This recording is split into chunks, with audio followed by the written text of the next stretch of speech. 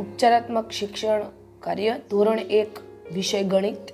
ચાલો આપણે એમાં જોઈ લઈએ કે કઈ ક્ષમતામાં કયા પ્રકારનું ઉપચારાત્મક કાર્ય કરવું।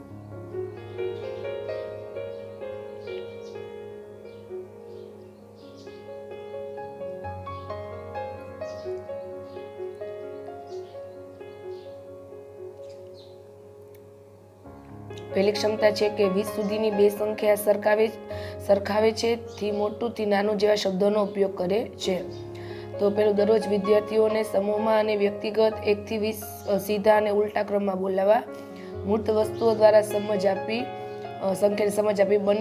બંને સંખ્યા જેટલી મૂર્ત વસ્તુઓ દ્વારા ઓછું અને વધારેની સમજ આપી। ધીરે ધીરે ચિત્રો એટલે કે મીંડા અને લીટી કરીને સરખામણી કરાવી। આ જ રીતે 3 સંખ્યાની સરખામણી કરાવી।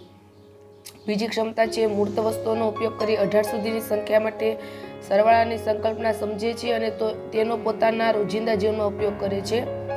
પ્રશ્ન 2 થી 3 વખત પૂછવો ન સમજી શક્યા હોય તો।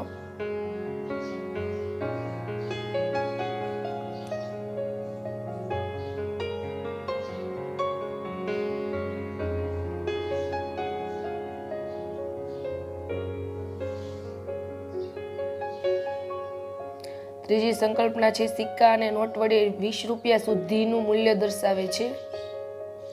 તો એમાં કયા કયા મુદ્દા જોઈ લઈએ।